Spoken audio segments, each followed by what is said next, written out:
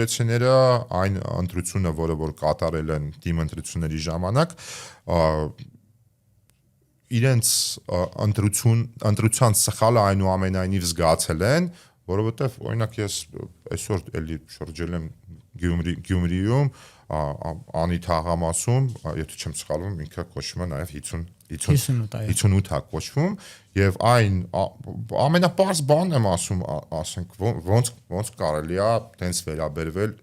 սեփական քաղաքին, եւ ստեղ հարցը ամենավին քաղաքական չի։ Այդ ամբողջ process-ները լուսաբանելու ընթացքում մենք անթիվ անհամար ժամանակներ ենք հիշում, երբ խոսում ենք, որ նույն Անի թաղամասի ասֆալտապատումը մեկնարկում է հաջորդ տարի։ Հաջորդ տարին 21-ից հասել է 26։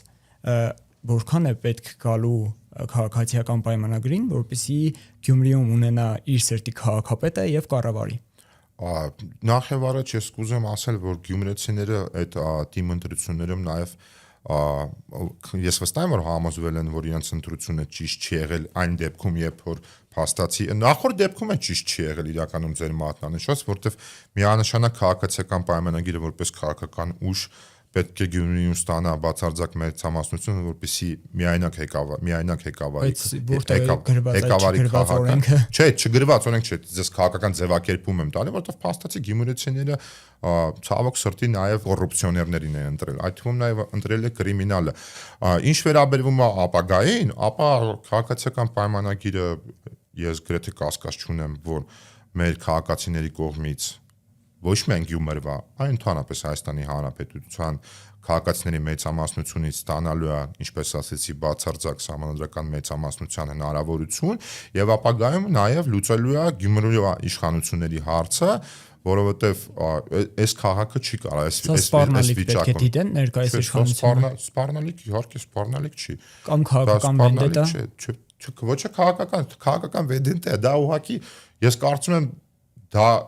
Գյումրվա բնակիչների բնական պահանջն է, որտեղ ես ձեզ էլի եմ ասում, պարզ բան եմ ասում, ասենք այն ինչ որ տեսել եմ այսօր այդ թաղամասում, ես չեմ կարծում, որ այդ թաղամասում կա մի հատ այս բնակիչ, որի դուրը կարա գա իր թաղի նմանատիպ վիճակը։ Ես այդ թաղամասից եմ վստահեցնում եմ ինձ դուր չի գալիս, բայց առաջ բայց ասում եմ, ոնց կարա քաղաքային իշխանությունը տենց վերաբերվի իր բնակիչներին, էլի։ Դա էլի եմ ասում, հիմա քաղաքականը մի կողմի վրա դրած, դա զուտ անմարդկային վերաբերմունք է մարդկանց հանդեպ։ Խոստանում եք նաև հա Գյումրիի թիմում ոնց որ նոր դասավորություններ ունենալ ձեր վերընտրվելուց հետո։ Ես ոչ միայն ես խոստանում եմ, ես նաև վստահեցնում եմ, որ այնուամենայնիվ Գյումրիում ի վերջո լինելու է այն քաղաքային իշխանությունը, որը առաջնային զուտ մարդկային վերաբերմունք է ցուցաբերելու իր բնակիչների հանդեպ եւ Գյումրին այս իր գեղեցիկ կոլորիտով, այս իր մթնոլորտով